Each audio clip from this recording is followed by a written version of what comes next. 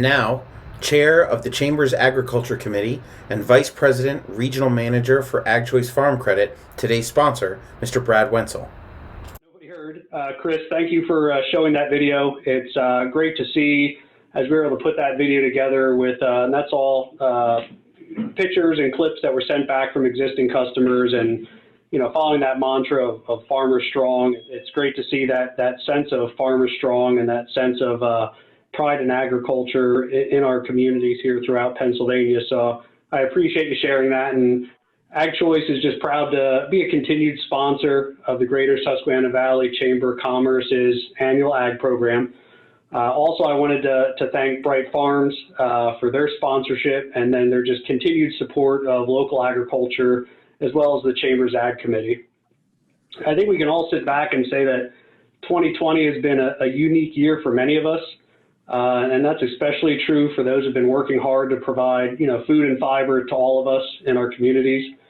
As COVID shut down a good portion of our nation, our farmers and food producers continue to work hard despite many of the challenges that the pandemic put in front of them. Make no mistake, our farmers are without a doubt essential workers in every way. If COVID wasn't enough of a hurdle, many of our farmers, especially in some local regions, also battled through some drought conditions this summer. But despite all the uphill battles, our farmers continue to work hard, continue to be determined to persevere and supply our nation with the essential items that we all need for survival. And much like our farmers' commitment to provide our nation with the essential items we need, AgChoice has remained 100% committed to our ag communities and standing by our farmers as they weather the storm. AgChoice continues to provide a host of services, including agricultural loans, tax and planning services, as well as crop insurance and business consulting services. On top of supporting our local farmers, AgChoice also helps many folks realize their dream of rural living, and we do that through loans for buying or building your dream home, as well as purchasing land for recreational use or maybe to build your future dream home. If anybody's interested in any additional information on how AgChoice can support your dreams of living or farming in rural Pennsylvania, please be sure to call one of your local branches or even visit our webpage at agchoice.com. Once again, on behalf of AgChoice, I want to thank everybody again for allowing us to be a continued sponsor of this great event and to have an opportunity to speak on behalf of the Chamber of Commerce. So we greatly appreciate the opportunity to host our next speaker, whose life work is Pennsylvania's agriculture. Pennsylvania's 26th Secretary of Agriculture grew up on a dairy farm, graduated from Penn State's College of Ag Sciences with a BS in agricultural education and a master's in agriculture. A dairy operator himself, he graduated from Penn State's Agribusiness Executive Program as well. Secretary Redding currently serves as the chair of the USDA Advisory Committee on Biotechnology and 21st Century Agriculture, and with more than 20 years representing Pennsylvania agriculture as a public servant in Harrisburg and Washington, D.C., we're delighted to once again welcome his unique and expert perspective. Please briefly join me either in chat with a brief clap or Zoom emojis in warmly welcoming Secretary Redding to our program. Thank you for joining us. Great. Hey, Brad, thank you for the kind introduction. And particularly appreciate AgChoice's sponsorship, but always like to see that Farmer Strong logo. I've got a few of those hats, by the way, so I'll just admit here that it's one of my favorites, and I get a lot of comments because people are, they like the statement, of course, but in agricultural circles, the recognition that Farm Credit has stood with agriculture in the good times and the difficult times. And I want to thank you for that, because as we talk about agriculture today, we understand that there are many, many people who make that possible. But having a lender, having somebody who's an advisor, somebody who believes in the industry and believes in you and understands the cycles of time and the cycles of seasons is really critical. So we should not understate that commitment. So just a note of thanks, Brad, to you and the team. It's good to be back in the Susquehanna Valley. I'd like to be there physically, but virtually is good as well. Much has happened since we were together for Leadership Susquehanna Valley in the spring.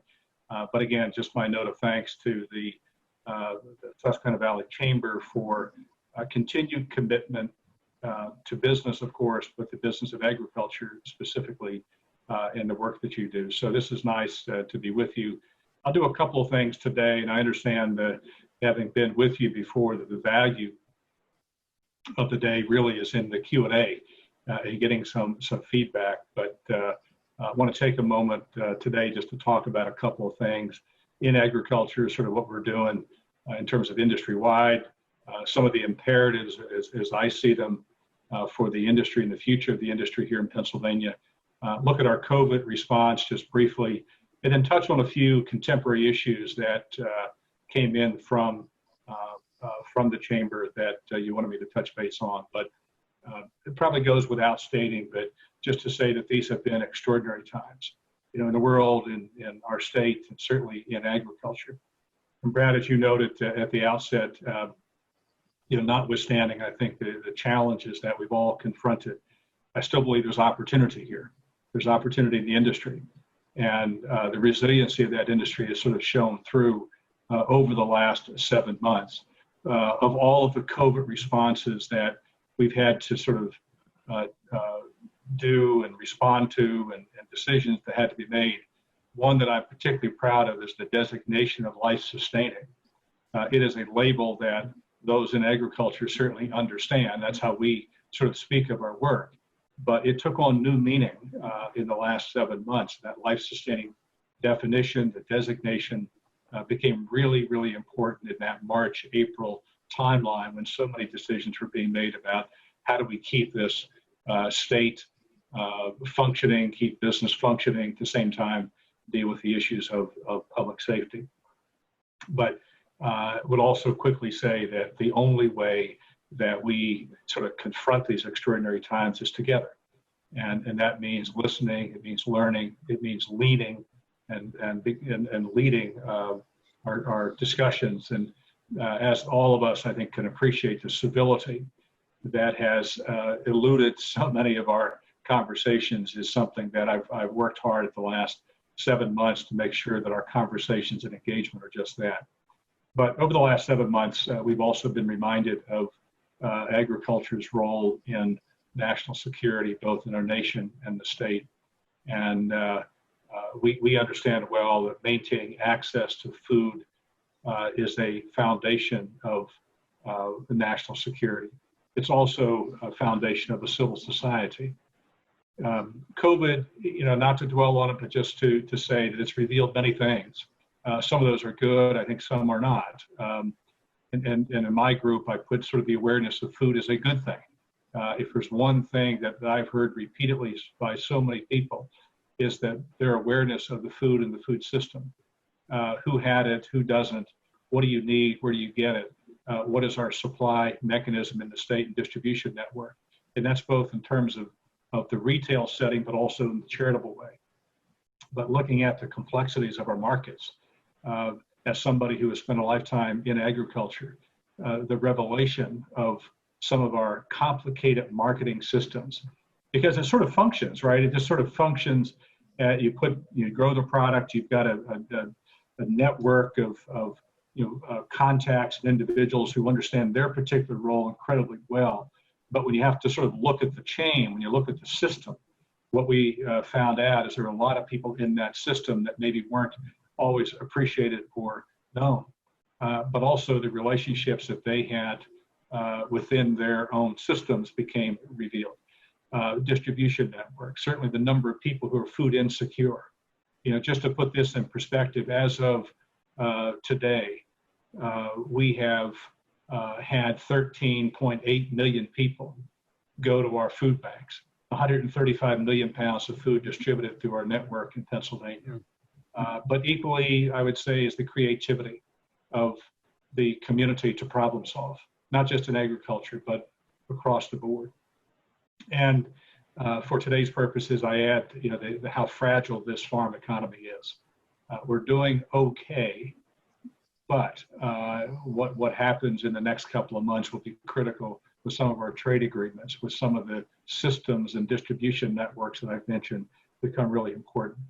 Agriculture is adaptable. They're incredibly adaptable, resilient people, and that's a good thing because in 2020, that has been tested, and that ability to embrace change has been paramount. Agriculture finds itself at this intersection of some of the most important issues of our time. Certainly the environment and health and economic development, and importantly, I think the quality of life, both here in the state and the nation. That is an important position we hold in the industry because of the competing priorities that people have for us, but it also ratchets up the expectations on us to make sure that we're doing the right thing, that we're working together, we're being progressive. We're really thinking critically about what those important issues are and how do we solve them. We can talk more about that. But in this industry, it's also important to remind ourselves that this is both a blend of science and civics. The science piece we understand. I mean, we're really good at the science. We've been amazing at adopting all of the science we can to solve problems in production. We've seen increases over the last 25 years that were unheard of, and just couldn't believe that the acres are producing what they're producing, or animals producing pounds of protein that they are. But the civic side is where I think in the agricultural sector we also have to be focused, meaning that we can explain the science, but we also have to explain what we do, how we do that, and what problem are we actually solving for society. I think that's one of the big challenges for each of us in ag to articulate that. That's really important. But as I look at the future, I've over the last couple of months have focused on a couple of imperatives. And I call them imperatives because they're things that we have to do as we look at the future of agriculture in the state. One is that the high levels of production will be achieved with minimal negative impacts on the environment, and the impacts will be shorter term and reversible. Number two, the high quality produce and animal proteins will be available with reduced and manageable risk for food safety pathogens and any type of chemical alterative. And third, a wide variety of food products will be available, enabling consumers to select healthy foods and create a varied and interesting diet. And fourth, that the productivity and sustainability are sufficient that the U.S. food system can share abundance with other groups in the world who are less fortunate. That is important. And these imperatives sort of frame a lot of my thinking that we've done. As I've shared with leadership Susquehanna Valley, we've done a lot of economic impact analysis about the impact in Pennsylvania of $136 billion and 580,000 jobs. When you think about that impact, having a set of strategic imperatives to guide us is also important. We know that the ag system in Pennsylvania has grown to become an industry where the futures markets and the farmers markets are equally important to feeding both Pennsylvania and the world. More than 50% of the global population is under the age of 30, including 90% of the population of emerging and developing nations. Increasingly, we face a market full of dichotomies, a desire to grow, to buy local, alongside the recognition that 95% of the available stomachs are someplace other than the United States of America. So we need access to the stomachs. That is what we desire to do, not only for the profitability of agriculture here in the state, but also because of the essential mission to assure that everyone has access to food. For ag and non-ag, certainly trade is about taking a long view. It's about building and maintaining those relationships. We've seen over the last couple of years a lot of negotiations being done by President Trump and his administration, in an effort to address I think, some of the imperatives, but also looking at the importance of that trade relationship to Pennsylvania. We export about $3 billion worth of food and agricultural products. That includes forest products here in Pennsylvania every year. That continues to grow. We certainly need good trade policies for Pennsylvania's future agriculture to grow and respond to that market as well. We have the production and processing capacity. We've got the port infrastructure. I think I've shared previously that over the last 6 years, we've been very intentional about investing in the port, particularly the Philadelphia port, deepening the channel. That's been a federal and state partnership to make sure that Pennsylvania can compete. We can talk more about what that means, but unless you can accept these larger and larger container ships, as we've witnessed, it's just going to become less competitive. So we've made that commitment as a Commonwealth to keep those channels open. We can now take these large, not the largest, but larger Panamax ships. So important. Again, we can talk more about that. Just in terms of response to COVID, and I again will just note that the federal response and the state response, federal in terms of the stimulus packages that have been passed, have been critical to the general community. Of course, that discussion continues real time with the president's decision yesterday. But just say in agriculture, Pennsylvania, the governor and the legislature did something that was really important early on, and that was to commit some of the Federal CARES Act money to agriculture and food system. And Pennsylvania committed about $50 million to food and agriculture. And that's an important statement, because if you look around the region, in fact, look around the United States, very few states have actually made that type of state commitment with the federal resources directed at agriculture.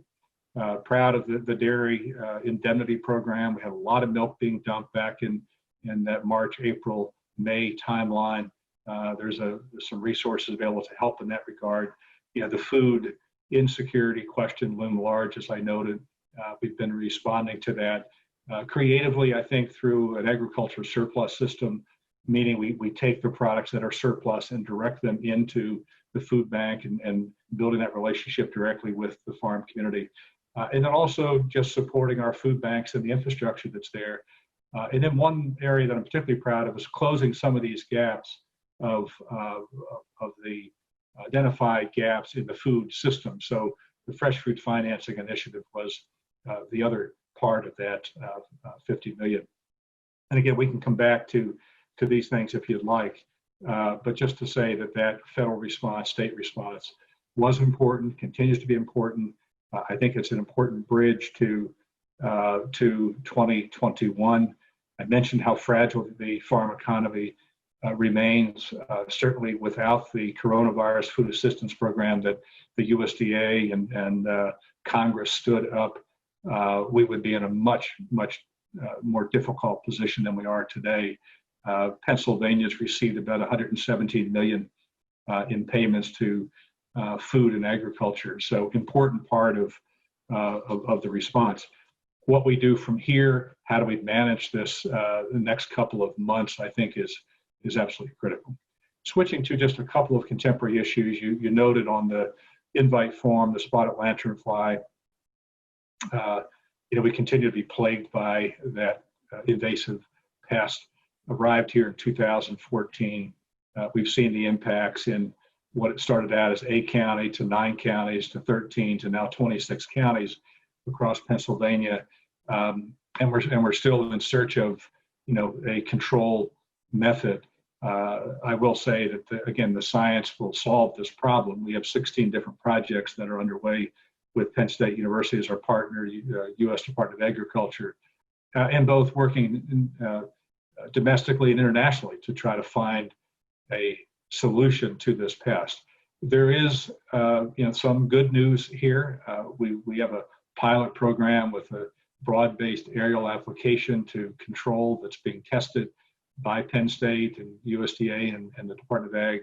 We are hopeful that we can find for next year, a better solution and get off the ground. This has been a ground game for a couple of years, and as you can appreciate, the real estate here is really challenging. But we're working with the rail and transportation entities in the state to control it. We continue to have a field force out there. We ask that businesses please, get your permit, because other states now are experiencing spotted lanternflies. And importantly, we have seen damage, particularly in the grape and wine industry over in the southeastern part of Pennsylvania. So we know this is real. This is not about just being inconvenienced by a pest. It really has serious economic implications.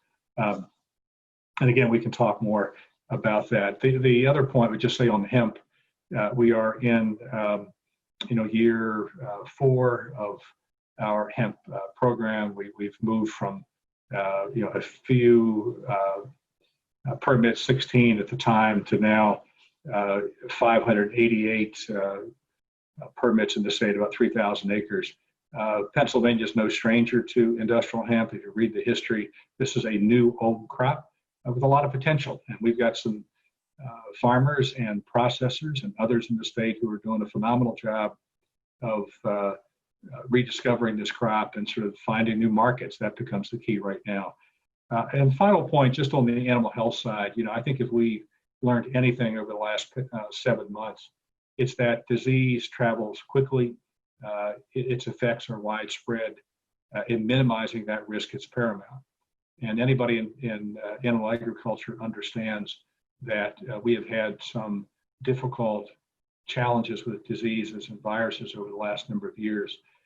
And we're very concerned always about biosecurity on these farms. 60% of all of the human diseases are animal to human diseases, and 75% of the emergent diseases are zoonotic. So we have this relationship between animal and humans in our state as part of our culture, but also as we look at the future in terms of our animal health and disease, and we just need to make sure that we're staying, engaged on that. And I'm proud of the work that's been done between Penn State, University of Pennsylvania Vet School, and the Department of Ag. And I guess just one final, I noted that you had a Farm Bill question last year when I spoke to leadership of Susquehanna Valley. We talked about the Farm Bill, how historic it was. That was last year's budget, $23 million invested. And it's doing exactly what we envisioned it to do. That was getting some of these farms that are planning, transition planning, business planning, farm vitality grants, as they're referred, investing in the small meat processors in Pennsylvania, looking at what we do to connect our farms and schools from an education, but also a product standpoint. The urban centers for agriculture are really an important opportunity, and they have revealed their significance here during COVID-19 in terms of food access as well. And of course, the dairy investments. We can't talk about dairy in the state without talking about the future of dairy and the importance of making sure we're responding to what consumers want in terms of convenience. So anyhow, a lot to say. The takeaway from this would be several things. One, we have been tested as a state, certainly as an industry, but I'm proud of what we've learned. I'm proud of how we responded. There are many lessons learned. We've got a very resilient industry, and I'm particularly proud of how the agricultural community has responded to the needs of the community. In the food assistance area, we speak often about the production capacity of the state, but also the number of people who are food insecure. And I'm reminded that you cannot have a charitable food system without a food system that's charitable. And we've seen the very best of humanity in agriculture the last 7 months. So let me stop there, Chris, and pick up with questions, further comments. Glad to do it. Okay, thank you.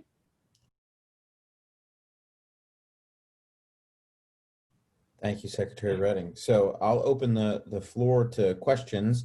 There's two options for how to ask these questions. The first one would be that you can type it in the chat and I'll happily monitor the chat here, or if you would consider unmuting and ask a question in turn.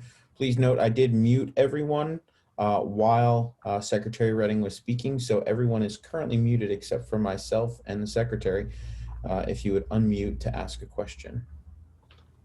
Chris, may I ask the question to Secretary Redding? Of course. Yeah. Go ahead, Mark. Okay. Secretary Redding, I know you just briefly, in the hemp, I'm in my third year of growing hemp, and because of my situation, which you and I had a long discussion about that, very concerned. And, when you talk about we're still, following the hemp, but I don't think we're following it like we should. They caused a lot of gray areas for us this year, which that on the testing. And we, obviously are doing a very good job. I think we'll be one of the survivors, which I'm very excited about that in the CBD oil hemp industry. But I was very disenchanted when I heard about the hemp train and the hemp train not doing what it should be doing. So I was very disappointed to hear that. And because of the fiber, not happening like it should have, and I'll be very careful how I say that, but that was very disheartening to me when I heard that. So, and my second question, we'll leave hemp and we'll go, it was interesting when you mentioned about the livestock and of course the poultry, with our 40,000, my son has, 40,000 girlfriends on the farm. I always kind of say it that way in a joking way, but the viruses that, the sad part about it is the virus, what does it say, the medication they have to give these birds, it's 20 years old now, which is very, very sad. And what we're finding is it's the war against the broiler industry and the egg industry, where there is no compliance with each other. And this is very, very sad. I just learned this recently talking to some of again, both the broiler and the egg producers. And so where it comes into play, a lot of the diseases, see, we have our birds for 14 months. So we pick up on a lot of these, unfortunately, viruses from the broiler industry. They're how do you say it? But, their birds are only there 6-8 weeks at the most, and they're gone. So once again, they really don't have a concern about the viruses because their birds are killed before the virus even forgets the birds. But for us, it's really, we're down this year, like for example, we're down over 15% in our egg production because we've had numerous different bronchitis viruses, which is over 100, and they don't have a clue. And that's very, very sad. I know you talk about Penn State poultry, their vet, department is wonderful, but there's somewhere where there's lack of communication between what the viruses, in the broilers, versus the viruses then that the egg, production houses have. And that's a very big concern of mine because of, we battle it all the time. And that's why, again, our egg production is way down with these two flocks that we have right now, which will be leaving in October. So there's my two questions, hemp and then poultry. Yeah, Mark, thanks. Just on the hemp, and again, I appreciate you staying in this. This has been sort of a wild ride. I think even for somebody like myself on the front side, who was an advocate for, we continue to believe that it's got opportunity here, but there are some, decisions that have to be made, and really significant investments that have to be made. I think the investment side to me. And who's going to do that? I think that's one of you mentioned the hemp train and what was envisioned there with the fiber and unfortunate that hasn't developed. I agree with you the way that it was envisioned to be developed, because in our view from the department, I think having that the plants available, in making sure that we look at the full value of that plant, right? The plant being the hemp plant, yes, is the only way that this is going to work. It's like an example I've used. If you looked at soybeans for only the benefit of oil, you would have missed, half of the value or more of the bean. And I think in the hemp, we can't look at simply the CBD as that answer. Can't. It doesn't work financially. and having just read last night, I mean, this continued frustration with the FDA over what is allowed or not. And I'm not saying that what they said was wrong. It's just the way this is developing. Everybody wants to sort of rush to the CBD market and incorporate it into food and ingredients without really fully appreciating what is that content and those important considerations we have of standards. But to your point, I think having that be, part of our continued conversations, we established the hemp steering committee in part for this reason. There are a lot of opinions, there's a lot of thoughts, there's people who want to invest, there's folks who want to, invest in certain, components of extraction components. But I remain committed to trying to figure it out. There will be at some point a discussion about to what extent the Commonwealth invests, right? And we've been asked this question about where do we invest, how do we invest, and treat it as though we would a dairy processing or meat or something else. I think that's a real live question for us. We're becoming more comfortable with, I think, what that market looks like and what we can do. So stay tuned on that, and we can pick up on the conversation further. On the disease front, and I appreciate you raising this issue because this is an issue of at multiple levels, but at its very core is an appreciation within the agricultural community to their sensitivity to other forms of production agriculture, right? Yes. And that awareness between, even in the poultry sector, that what happens in the egg versus broiler is an industry conversation that has to be acknowledged. And if there's a frustration on my end, it's having agriculture feed on agriculture. Nothing good happens. Nothing good happens. I watch it. Nothing good happens. Here's a great example where I don't know all the dynamics, but top line. But yeah, I mean, I think there's just people who are thinking about their particular component and their deliverable without appreciating that what's happening across the spectrum, those diseases are unique to the species. They are not unique necessarily to the use of the species in the food system, right? Yes, that's correct. So, but I'm going to take the point here on the poultry, and I'd like to engage more with our Bureau of Animal Health and the state veterinarian. Okay. Great. Thank you. Great insight as always. Thank you. Good to see you and hear you. Thank you. Thank you, Russ. Thank you. Yeah. All right. Anyone else with a question? Yeah, if I could, Chris, I'd like to ask Secretary Redding a question. This is Bob Garrett, the president, Hi, Bob. CEO of the Chamber. I understand you were recently cited at the farmers market across from your offices by my wife. You were at the same blueberry stand or something like that. But that's not my question. What I wanted to ask you, Russ, is each morning I receive a newsletter, an online newsletter called Morning Ag Clips, the Pennsylvania edition. And I was reading a clip today that caught my eye. It's from a farm family in Bradford County, just out up towards Towanda area. And it basically, dairy farmer seeks fair price for milk. And the person makes a very, very strong case that if dairy farmers don't get what they're referring to as a fair price for milk soon, we're going to see a large shutdown of dairy farms throughout Pennsylvania. They go on to advocate for a piece of legislation, the Milk Marketing Improvement Act, which I guess needs to be reauthorized. They refer to it as the Specter-Casey bill, interestingly enough. But I was wondering if you could tell us, sort of from a chamber perspective, number one is, what is a fair price for milk? How does the chamber advocate on behalf of our dairy farmers? We certainly work day in and day out on keeping every manufacturing plant open. And if you understand dairy, you understand it's basically a manufacturing plant without walls necessarily around it. Of course, the milking parlor has walls, but the rest of the place is a big fields. How can we get engaged as a Chamber of Commerce in getting a fair price for our dairy farmers, so not only do they survive, but they thrive in the coming economy? Hey, Bob, first of all, thank you. It's good to see you as well and hear you.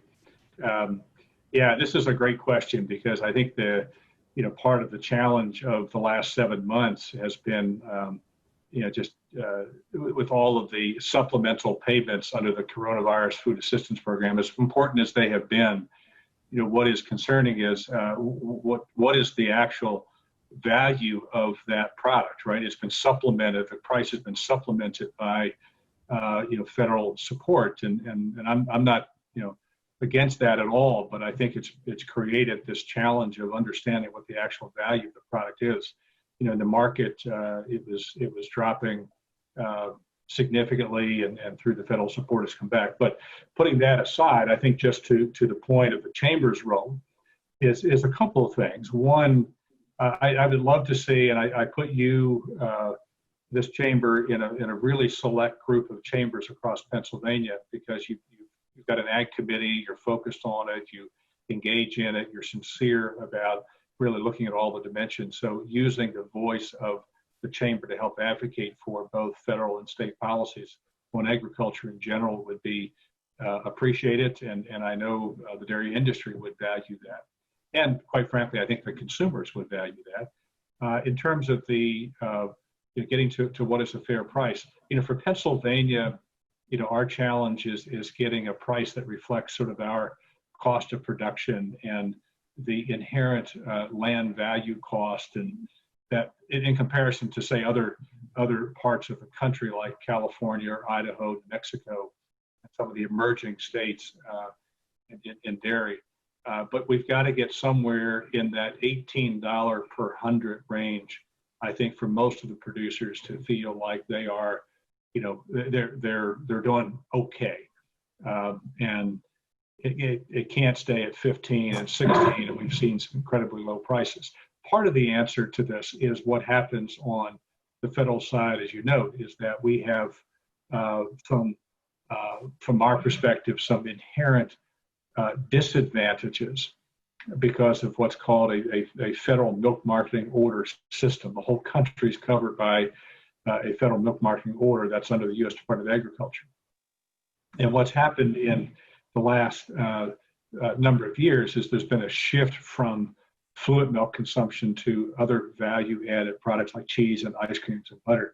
But the pricing of that in the federal order system still tilts to the fluid milk use here in the Northeast. And of course, that doesn't completely reflect sort of what the uses are and what the values are, and therefore what the price that farmers are paid are. So it's always difficult to give a short answer on dairy, but just to say, advocate certainly on the federal side, the state side, making sure that we're being fair and equitable with the treatment of our dairy producers through our milk marketing board, one of the few states in the nation with a state over order, meaning we pay over the federal price.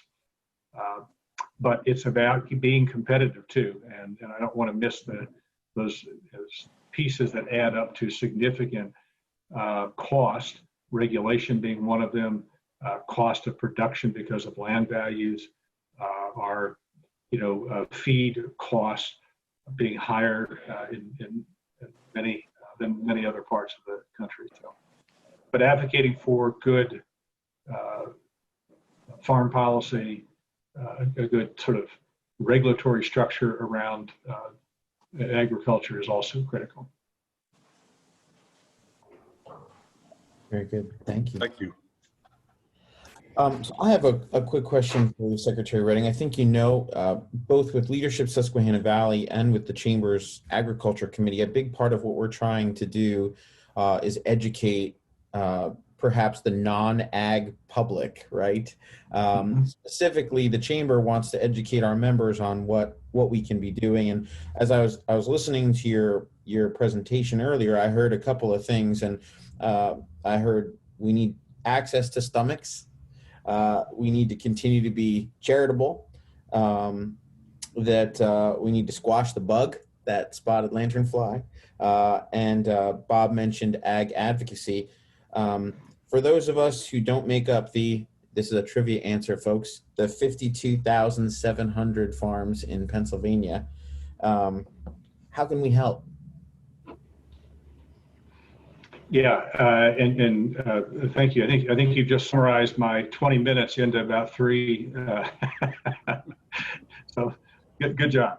I think your question goes to the very reason we did the ag impact study with the Fox School of Business several years ago. So to the chamber, I think looking at it from an economic development standpoint of understanding sort of first of all, what is agriculture? I mean, I ask communities to sort of look at this question because it's important to understand what it is. You can't really talk about what it needs until you understand what it is.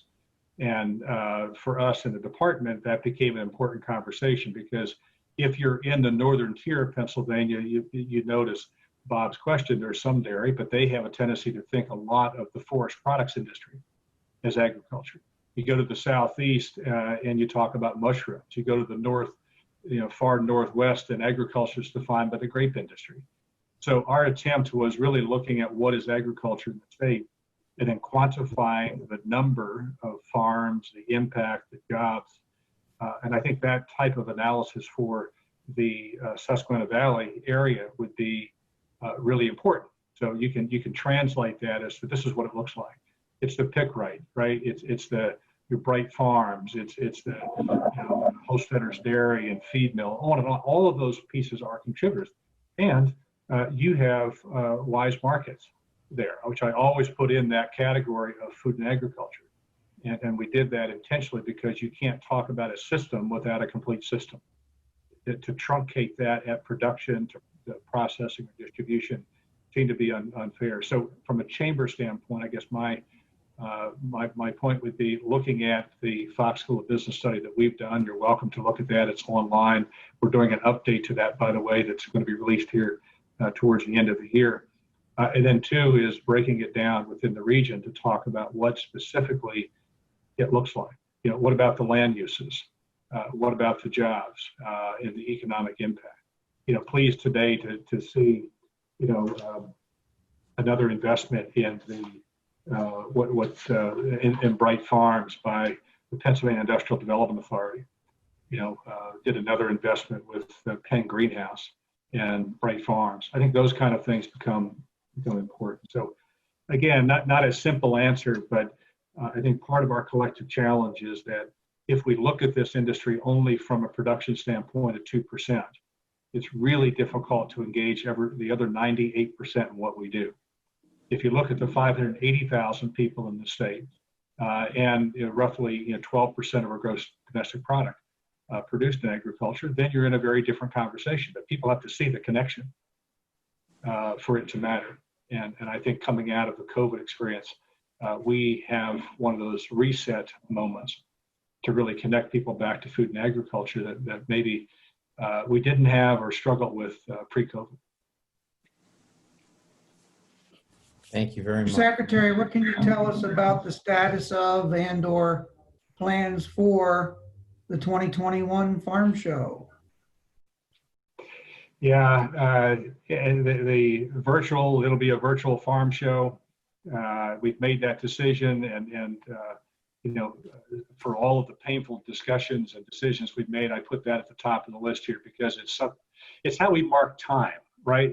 You do it through Ag Progress Days, you do it for Farm Show. It's such a iconic event for Pennsylvania, but understand that you can't put 500,000 people inside that building in January. So we went to virtual. It's going to be the January 9th through the 16th will be the published original time. We're going to try to, do things that are recognizable with the farm show. From a competitive event, we're doing a junior market livestock show off-site at the New Holland Sales Stable towards the end of the week. We made a decision at the request of a lot of the youth not to have them purchase because of the cost of care. So that we're going to substitute some skill-based stockman type, management type events for 4-H and FFA. There'll be some competitive events on the family living side, things dropped off, judging occurring. And then there'll be, this sort of opportunity, I think a really important opportunity for us to reach a lot more people virtually with some engaging content. And that could be everything from the national anthem to what we're doing with the 101 education stage and demonstration. So it'll be a full week of activity and fun and things that I hope that people can feel a connection to the farm show. Unresolved at this point is what to do about food. And we've got a lot of ideas from the food court vendors about what they could do. But at this point, that's still open. Open to good ideas, by the way. So if you have thoughts, you can say, hey, have you thought about this, or what about that piece? Please. I mean, I've gotten a lot of good feedback, so send them forward. But thanks for the question.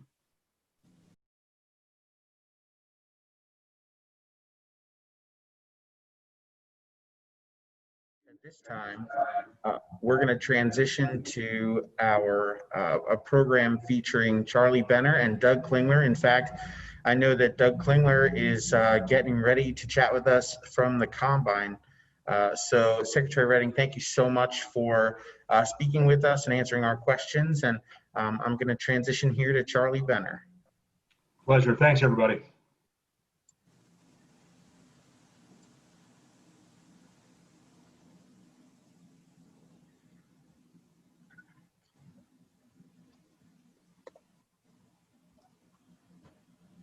There we go. Left and which one?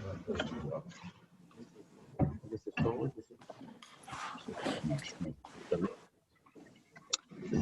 I'm on. Okay, I guess I'm on. Now has come the time. Secretary, I don't want to belittle you a little bit, but I know a lot of them are anxious to see just how much money did we make when we took a share into that corn crop. Here we go. And you've already mentioned, Secretary, basically, and we all know that agriculture is the #1 industry. I was interested in, as you made those comments when you told that a lot of our food is exported. We know that we're important to the country just because of all the exporting we do. And so we always mention that when we beginning. Of course, the gentleman they said is Doug Klingler, who ran it. Doug will be talking to us from his combine. Farmers just don't like to quit. You got to make the crop, put the crops in when the time's there. And Doug already started on this program clear back in November, December, and January as he was figuring out what crops to put in, what kind of seed to buy, where to go to get the better price, and this and that. And so this is what the farmer did, although you didn't put your money in the pot until maybe March or April. Some of the money went for, he did soil testing. Soil testing is very important. Saves us a buck if we do it the right way, but it puts the exact amount of nutrients. And I think if you noticed at the times when the Secretary mentioned about the environment, we want to keep it at the ground and not into the bay and things like that. Most of you out there, this would be considered your sort of the room where you meet every time the board of directors meet or you go over your discussion. Let me show you the discussion of the board of directors. This is how it looks on a farm. It's the evening meal. You got the father, the wife, the son, and then some grandchildren. And this is when the discussion takes place on how well we're doing and what we're going to do the next day.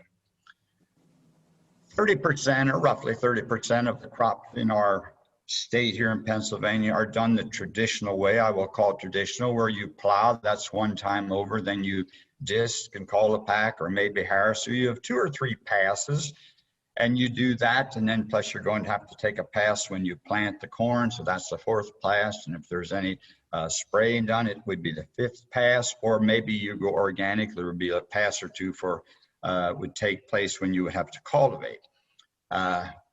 This is the way you do it when you do the older traditional style in order to keep erosion from happening. We're trying to keep the ground here instead of in the river, and the green strips are done for that. However, most of the farmland that Doug, our Farmer Brown here did, Doug Klingler did, is on the hillside, and he is going like 70% of the farmers to the no-till. It looks a little trashy, this field. You want that trash on the top. That's to keep the ground in that where it's supposed to be, avoiding erosion.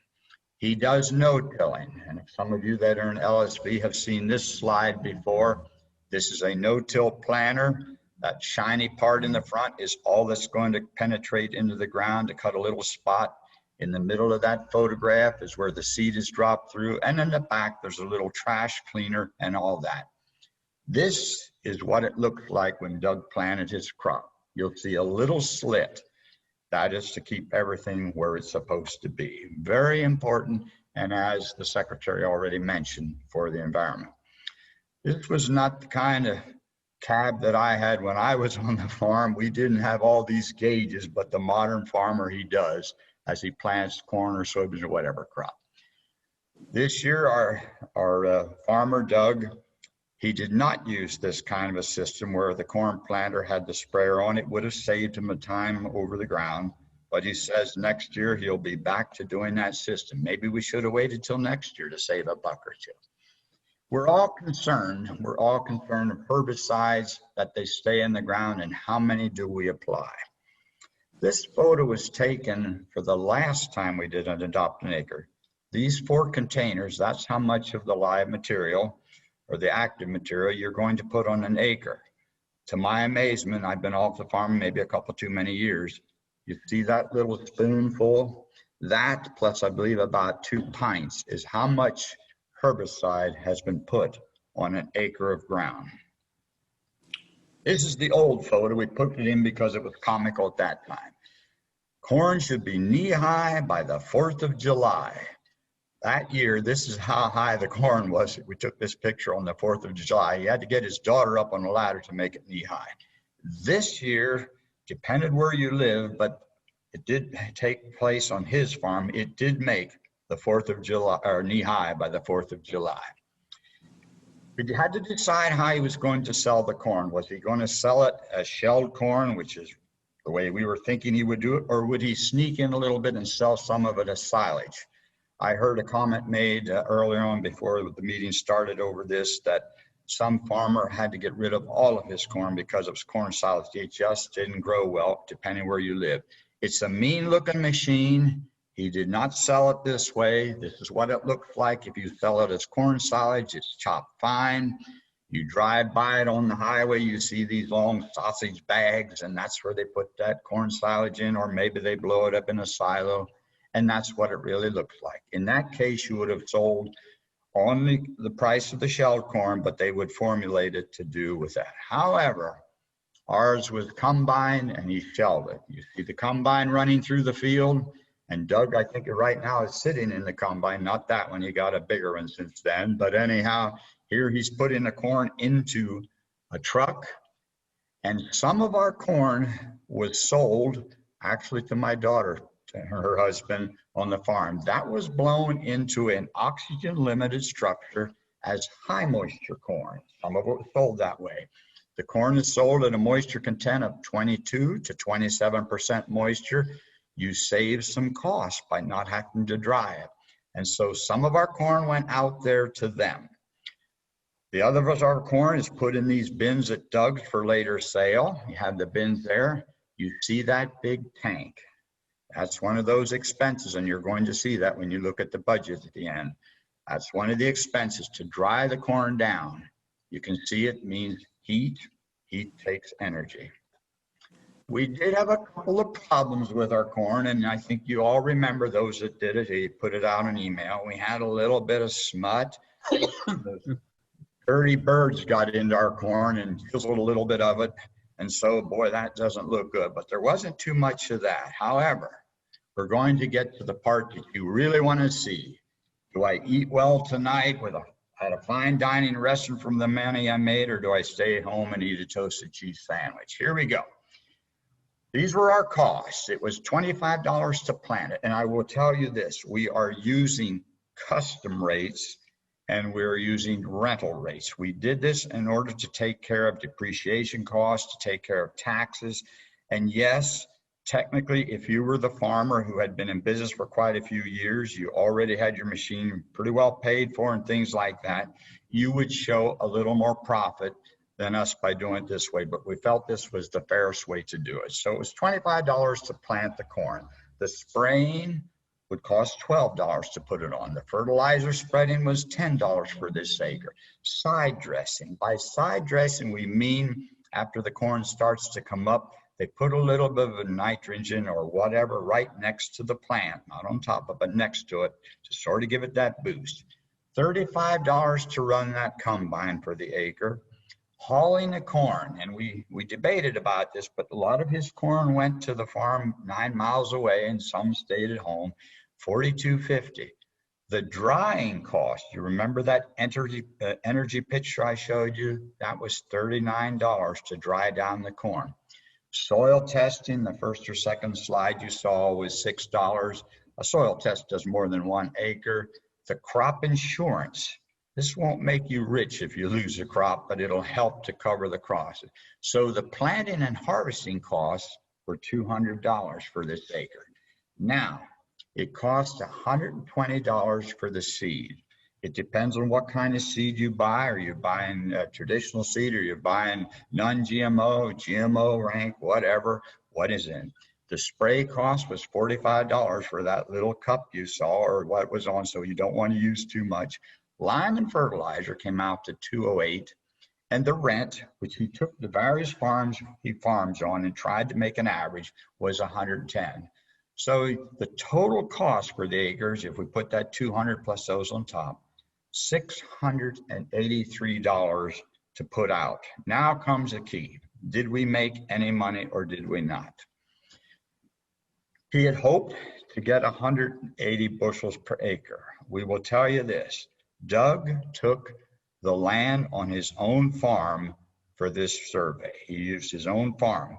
Had he used some of the other farms, and it was mentioned earlier on, we would have lost pretty heavily this year, but he took his own farm as a range. He ended up with 182 bushels. He was striving for 180, got 182 bushels. He ended up with $4.30 a bushel is what he got paid. We would have liked a little more per bushel, but that's what he got paid. Some of that was because he did forward contracting. If Doug's on the combine, he's going to tell you why he goofed us up and got us a lower price. I'll pick on him for that, but he was actually covering all his costs. The actual costs you see there were the $683. So the profit for our acre came out to for our 34 shares, came out to $2.93 for each of our shares, because the profit was $99.60 for the acre. You know, that's 15% on our investment. That's probably one of the best investments some of you ever made. Think about it. You put your money in about March until now, and you're going to come up with 15%. But I want you to think about something. On that acre, if you owned that acre and you made $99, let's say $100 on that acre, I want you all at this point to think how much, what your yearly salary is, including that you have to pay your own hospitalization and everything. How many acres do you have to farm to make that kind of money that you just did? It brings a whole interesting thing into it. We did a little what ifs. What if he would have got the 410, all of his corn, which is what he forward contracted at? He would have only made $63. We made the 99, but what if he would have got $4.50, which he had hoped for? It would have been $136. I don't want to call farmers gamblers, because they do the best they can to make it work out. And Doug, is he there right now? Yes, he is. Can he hear us? Let's see. Doug, you are muted. I'm glad Doug did a better job of putting the corn out than doing this. I can tell you that. So he's muted. How about now? Perfect. Yep. We hear you and we see.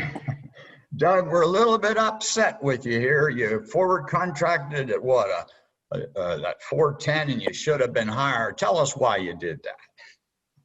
Well, Charlie, I usually historically around the end of June, middle June to July 4th area, historically grain prices are better than just before going into summer. Things are planted, and if they look good, you know,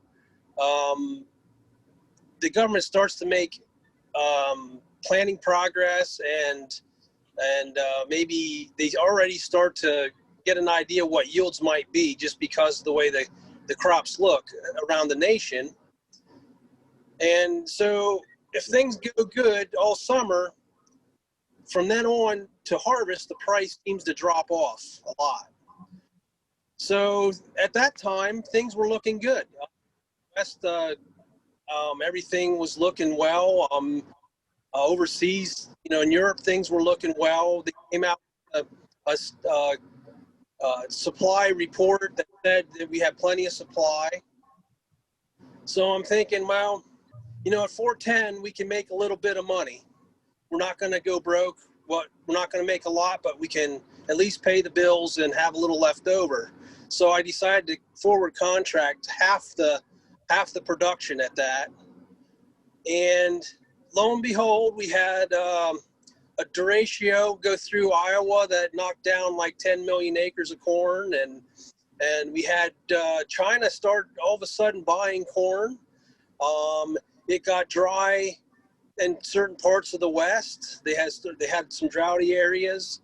And recently South America's dry, and Russia and Ukraine are starting to dry a little bit. So now the report comes out that, well, we have stocks enough, but the way the weather is across the world, of course the speculators start to push the price up because they're thinking there's not going to be enough. So now the price went up.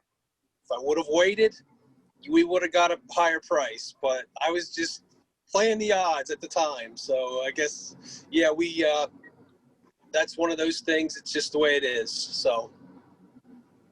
Well, we think you did a great job, Doug, because after all, you were one of the kids in my Sunday school class, and I taught you right. Yeah, I guess so. Are there any other people that have some questions of Doug?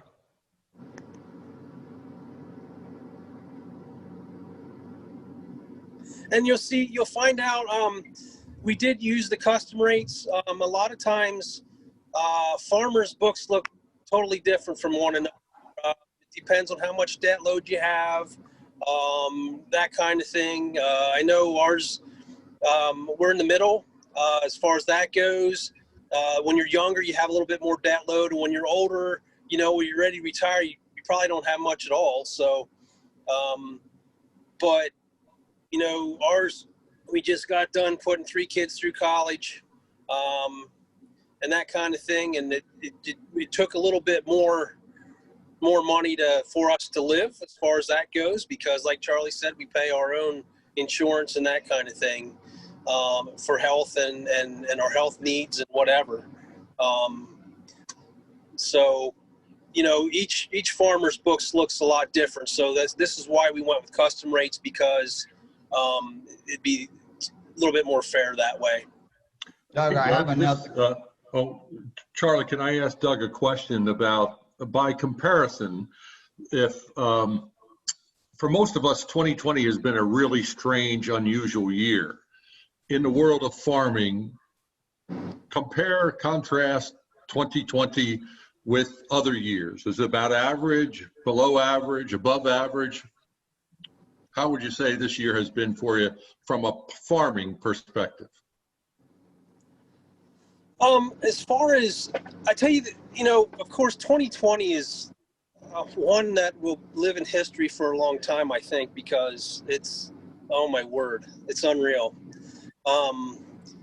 With COVID, as far as me, we were not affected much as far as, other than we had to wear masks everywhere, which everybody did, and that's fine. But we just sort of went about our daily lives. We didn't really have to worry about too much in that respect. We were a little bit, we have chickens. We're a contract chicken grower, and we were worried the processing plant were closing down to COVID because people had gotten sick. And that was a big threat, but our integrator had it planned out, and we did not have to euthanize any chicken. Unfortunately, some did because they couldn't get them processed. As far as yields go, it's been dry at certain areas. Some areas got rain, some did not. Yields are going to be average, I'd say, maybe a little bit below average. Price wise, it was low for the last couple of years due to the trade with China and this and that. But we were taken care of, I think, so in that respect, because, you know, the president said we were targeted, and I believe we were by China. So we were taken care of in that respect. Not that we wanted that, because we want trade. We want to produce something and get paid a fair price for it. So that's what we want to do. For us, like I said, I don't think it affected us much at my home, my family. So I'd say it's going to be an average year for us. Doug, I have a question. What was the yield on your poorer fields that you rented? Like 90 bushels, 85 to 90 bushels. And it wasn't the ground, it wasn't the soil. It was just it did not get rain there. That's the only reason. It's just the way it is, and that's part of farming. That's the big gamble we take. That's something we accept every year. We can do everything right, but it always comes down to weather, no matter what.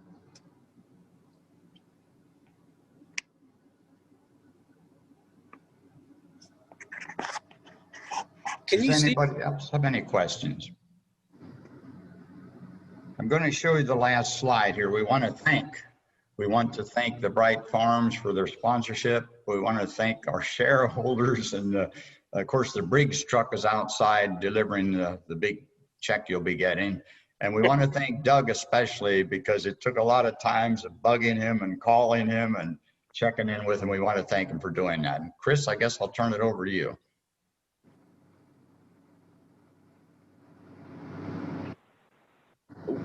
Doug, could you show us what you're looking at? Sure. What do I do? Turn your phone around. Turn my phone around. Yeah, what's the view from there? Like that? Can you see it? Yes, sir. Okay, well, that's what I'm looking at. We're doing soybeans today. It's really nice out. But I'm going to pan around. I'm going to show you the view. It's really beautiful up here. And some people may know where I am. So I'm going to just pan around here a little bit. Please do. Don't mind my windows, they're a little dirty, but I'll give you an idea where I am. Does anybody know where I am? Can you see? Or is there too much glare? You can see. I'm just not sure where you are. Doug, I have a question for you. What's your bushel today for the beans? My beans are running around 60 here. 50 or 60, did you say? 60. Okay, good. Very good. Doing very well in this field. I've had some this year do about 15 also. Down getting 85 bushel corn, they did about 15. So okay. Yeah, I know you know my son-in-law Leander Zook, and so you guys I know talk back and forth quite a bit. Yep, he's a good friend. Yep. All right. How's the hemp been? It's kind of like the how do I say it, the corn, per bushel, it's like it's there. It's just all about education still, Doug. It's like I was saying to Redding earlier on. I'm not throwing the towel in. I'm finding ways to still stay above water, but within the next year there'll be very few people growing, very few. Yeah. We have the cart way out here and the horses are still way in the back. Yeah, and that's anything new. It's going to be, yeah, sure. So I hate to cut off good conversation, but we are officially out of time here. I'm going to turn our attention to Brad Wenzel, who's going to close us up. All right, thank you. Everybody can hear me this time? Yes, sir. All right, great. So at this time, I just want to take a moment, just thank everybody for participating in today's virtual agricultural event. While, of course, we'd much prefer to meet in person, we're pleased to offer high quality content of our program in a format that, better supports the health of all of our participants. Special thanks to Secretary Redding, Charlie Benner, and Doug Klingler for their presentations, as well as to everybody on the Agricultural Committee who serves year-round. Before we exit our meeting, I just wanted to share a couple notes here. One, the Greater Susquehanna Valley Chamber continues to advocate for members and help serve local business needs. Please check out the calendar of events, one of those events being a Crushing COVID online event, the upcoming Innovation Summit, and the Chamber's annual meeting, which will be held in December. If you're looking for any more information on how to get involved or on these events, please visit the website, which is www.gsvcc.org. One other item is just that recently the Chamber hosted a moderated candidate forum between Senator John Gordner and his general election challenger, Michelle Siegel. To hear the comments, all you need to do is search at Greater Susquehanna Valley Chamber of Commerce on YouTube and watch and enjoy the show. So those are some final announcements. Once again, thank you everybody for joining and folks that presented and your participation today. And I hope you all have a great rest of your day. Hey, Chris, can you get the answers out to us by email on the quiz? Yes, of course. I will definitely get the answers out to you. For sure. If in case anybody was really wondering the one, obviously they're not called boilers, they're broilers. Yeah, I think you heard that. Average farmer in Pennsylvania has 33 years of experience.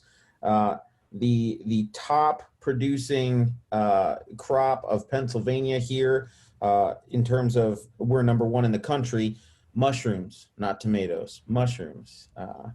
Milk is the most produced commodity in Pennsylvania, and it's 5.6% of total production in the U.S., or $2.1 billion. There are 52,700 farms in Pennsylvania. That's in that impact study. That's where that came from, in case you heard Secretary Redding talking. And of those 52,700 farms, 47% take in less than $10,000 in sales each year. The farming type that helps to prevent erosion, Charlie mentioned, we used here with Doug, was no-till farming, or no-till planting, forgive me. So that's a snippet, but I'll make sure y'all get the answers via email as well. So thanks, everybody. Thanks, Chris.